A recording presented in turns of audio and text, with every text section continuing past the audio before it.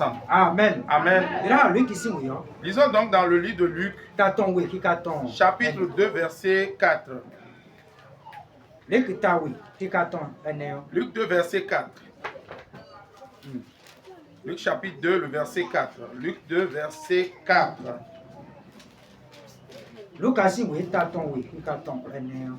Joseph aussi monta de Galilée en Judée.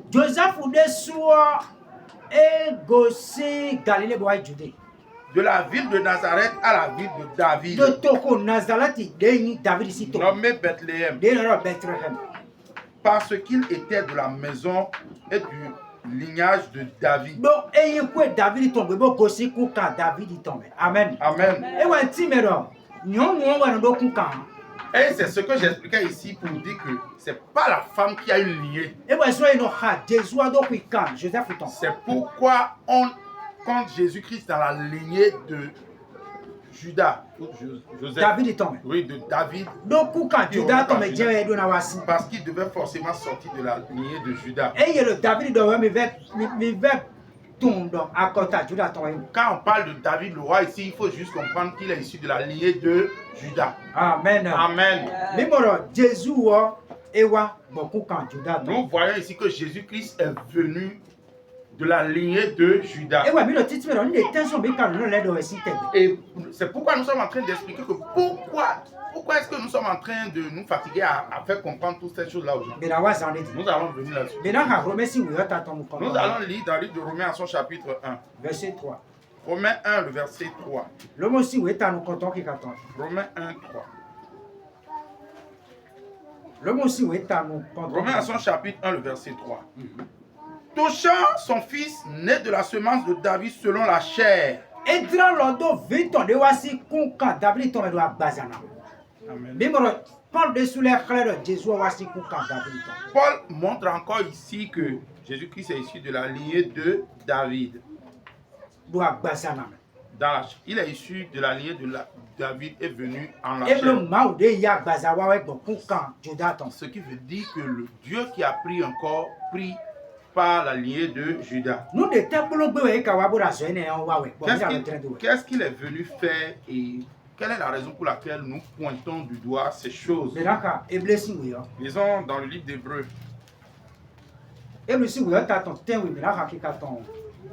Hébreux à son chapitre 7, le verset 14. Hébreux chapitre 7, le verset 14. Hébreux chapitre 7, le verset 14 à 15. Car il est évident que notre Seigneur est issu de Judas, tribu de laquelle Moïse n'a rien dit concernant le sacerdoce.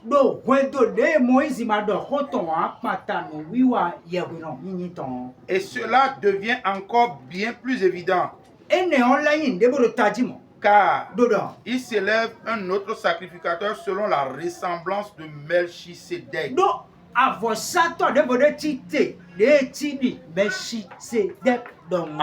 Amen. Et nous allons voir ici que dans la manière de faire les choses selon l'Ancien Testament, l'ancienne alliance, forcément celui qui doit avoir la prêtrise doit venir de la lignée de Lévi. Il ne viendra jamais de la lignée de Judas. Parce que c'est seulement les rois, c'est seulement la royauté qui est confiée à la tribu de Judas. Mais tout ce qui concerne la prêtrise doit venir forcément de la lignée de Lévi.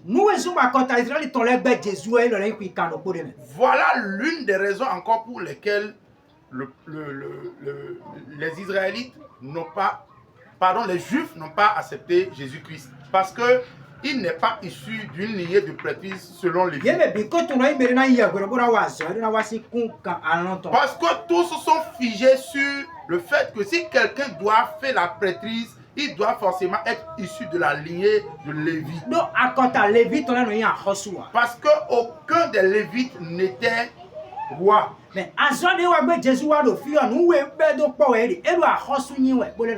Mais ici, ce que Jésus-Christ est venu faire, il est d'abord roi et en même temps prêtre. Et personne n'a jamais fait cette œuvre-là dans en dehors de Melchisedec, qui était le roi de Salem, qui est le roi de Salem, et en même temps sacrificateur. C'est pourquoi la Bible nous montre, dans les Écritures nous montre clairement que Jésus-Christ, il est venu forcément de la lignée de Judas. Bon, il n'est pas venu de cette lignée dont Moïse a parlé selon la prêtrise, selon la loi. Mais il est venu à l'image de Melchisedec. C'est pourquoi ici il est dit que Melchisedec est venu faire deux choses. Il est roi et il est sacrificateur. Cette œuvre-là, ce travail-là, en fait, que Jésus-Christ est venu accomplir, étant roi et en même temps sacrificateur. Genèse 49, verset 10 maintenant. C'est pourquoi, c'est ce dont il est question, de ce que Jacob fait dans Genèse chapitre 49 le verset 10, au sujet de Judas. Donc c'est à la fin du verset 10 que Jacob dit de Judas que tous ses frères se prosterneront, seront sous lui, le loueront. Et toutes les nations lui obéiront. Et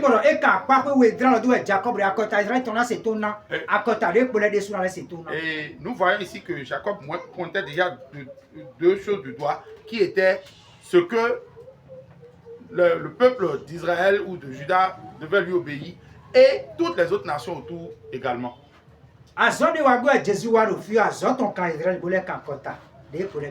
L'œuvre de Jésus-Christ ici concernait seulement Juda et toutes les autres nations autour de Juda.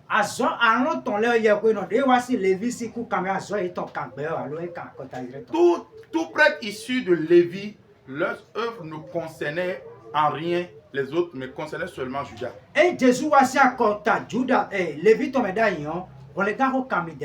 Si Jésus-Christ était issu de la lignée de Lévi, aucun de nous ne serait concerné par le salut. Parce que cette pratique selon la loi ne concernait pas les autres, mais concernait seulement un seul peuple. C'est à cause de nous que Jésus-Christ devrait forcément venir passant par la tribu de Juda. Pour sauver nous autres, tel un lion. Si tu crois en Jésus-Christ, aucun combat, aucune guerre des forces hostiles, des forces mystiques, des forces de l'obscurantisme, des forces des ténèbres n'a point de pouvoir, n'a point d'effet contre toi. Parce que là où nous voyons qu'il y a un lion, il y a la sécurité, il y a la quiétude totale là-bas. La puissance, la force, le pouvoir est là-bas. L'autorité est là-bas. La puissance est là-bas. Amen. Amen. Quiconque croit en Jésus-Christ, que ce soit en Israël ou au milieu de nous autres nations, la personne entre automatiquement dans une toute nouvelle vie. Les guerres, toutes les guerres qui se lèvent n'ont point d'effet contre lui. Parce que Jésus en qui nous avons cru, il est roi. C'est celui qui a déjà vaincu les combats. C'est celui qui a tout dominé, il peut tout. Spirituellement, il nous a donné la puissance. Du côté de la chair, il nous a encore donné la force. Pour montrer qu'il est le roi des rois. Les maladies sont des rois. Toutes œuvres de la mort sont des rois. Les péchés sont rois. L'ennemi Satan est aussi roi. Les démons se disent aussi rois. Mais nous avons quelqu'un qui est le roi des rois, qui est Jésus-Christ. Quiconque croit en lui, la malédiction n'a point de fait. La maladie n'a point de fait. La mort n'a point de fait. Satan n'a plus le pouvoir. Aucun démon n'a point de pouvoir. Parce que c'est sous le roi des rois. Et nous avons la sécurité, la quiétude. C'est lui, Shiloh, dont c'est lui la paix dont il est. Et si tu crois en Jésus, tu as la paix totale. Il y a la paix autour de toi jusqu'à ce que le Seigneur revienne. Amen. Amen. Nous voyons par là que c'est pour sauver l'humanité que Jésus-Christ est venu de la lignée de Judas. Pour nous protéger, pour nous garder, pour nous sauver du péché d'Adam. Voilà pourquoi il est venu. Nous allons lire encore dans le livre d'Apocalypse. Apocalypse 5, le verset 9. Apocalypse 5, le verset 9. Nous sommes en train d'aller vers la fin. Apocalypse 5, donc le verset 9. Et il chantait un cantique nouveau, disant: tu es digne de prendre le livre et d'en ouvrir les sceaux, car tu as été immolé et tu nous as rachetés à Dieu par ton sang de toute tribu, de toute langue, de tout peuple et de toute nation. Amen. Amen. Et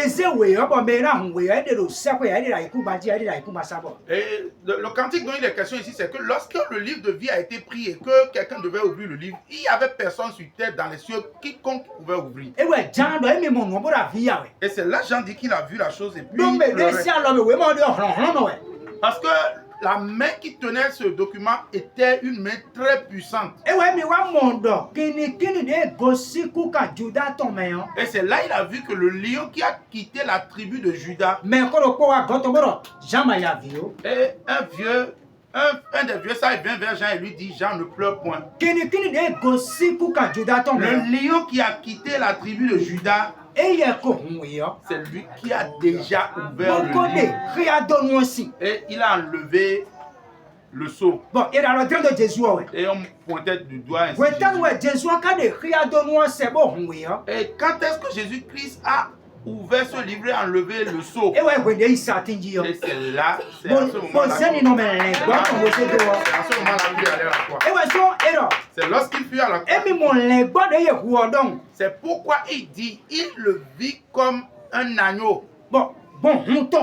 Et par son sang, c'est par ce sang que nous avons été sauvés. Nous qui? Les nations, les langues, les peuples, les ethnies, tout. C'est nous qui avons été rachetés pour Dieu. Et il a encore fait de nous royaume. Et nous sommes en train de régner avec lui. Lui, il est déjà roi. Et nous sommes princes. Toi qui crois en Jésus-Christ, c'est que tu es déjà un prince. Et il ne faudrait pas que cela soit au sujet de toutes petites choses que nous avons commencé par remarquer. Quoi qu'il arrive, un lionceau ne broutera jamais de l'herbe. C'est ce que nous sommes, c'est ça que nous sommes. Parce que l'œuvre que le Seigneur Jésus-Christ a accomplie, l'œuvre salvatrice qu'il a accomplie, que nous dépasse la puissance de l'argent, dépasse la puissance de la mort, dépasse la puissance de toute malédiction, de maladie et tout autre. Par ce sang, nous avons maintenant la vie. À cause de lui, le lion. juste pour nous sauver, il s'est laissé et a été semblable à un agneau. Et on l'a amené à l'abattoir pour nous donner la vie. On l'a amené à la vie pour nous sauver de la malédiction. Nous enlever de toute forme, de toute source de malédiction. C'est sous celui-là que nous nous refugions. C'est pourquoi il est venu. Pour finir, nous allons encore lire dans le livre d'Apocalypse, le chapitre 22. Apocalypse 22, le verset 16.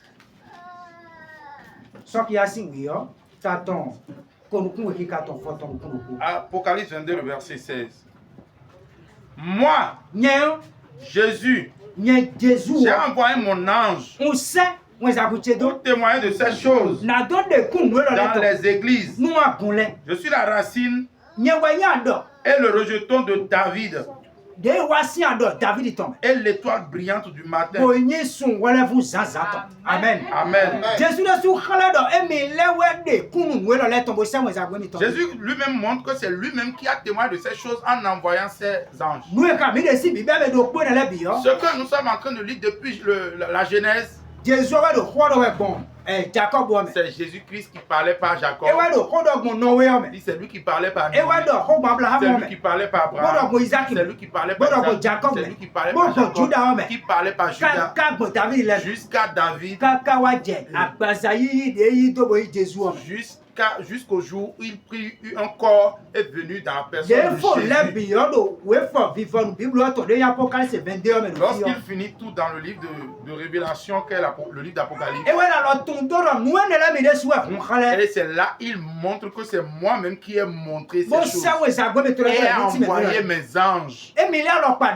Et lui qui et c'est là il a voulu se montrer. Et c'est lui, il dit moi Jésus, qui suis issu de la racine. Lui qui est l'étoile du matin. Amen. Amen. C'est en lui que tout ce qui est à nous revient. Jésus-Christ est issu de la lignée pour rompre, pour créer une rupture entre tous les liens. Pour tous ceux qui sont issus de la lignée d'Israël et nous autres nations. La paix de quiconque, c'est entre les mains du Seigneur. S'il est de Sem,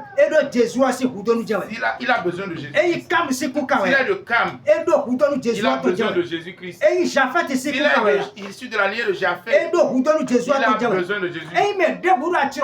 Si quiconque dit des inepties, elle dit qu'il n'a pas besoin de Jésus-Christ et que c'est pour les Israélites. Dites-lui que Jésus-Christ n'est pas seulement des Israélites, mais il a commencé par et il a commencé à progresser et il a progressé et il va et il continue à aller.